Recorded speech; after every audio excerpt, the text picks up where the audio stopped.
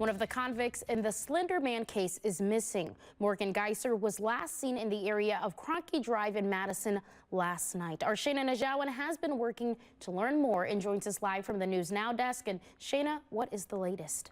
Cameron, Madison police say Morgan Geiser has been living at a group home on Cronky Drive, the same street where she was last seen yesterday.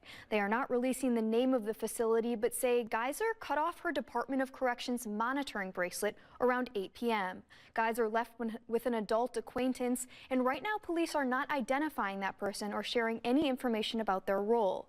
We're still waiting to hear from both Madison police and the Department of Corrections about this, who say who the individual is and whether they're cooperating. The Department of Health Services declined to comment.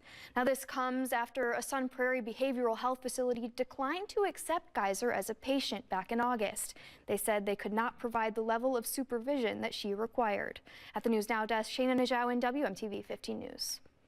Shayna, thank you. And after Geiser was declined from the Sun Prairie facility in August, DHS took over the finding a new place for her to live. The group home they picked was sealed by the court until today, when law enforcement revealed Geiser went missing in Madison and confirmed she was living at the group home on Cronky Drive. Now, Geiser made national headlines in 2014 after she and a friend, Anissa Wire, lured their classmate Peyton Leitner to a Waukesha park and nearly killed her. Geiser stabbed Leitner 19 times while Wire egged on her.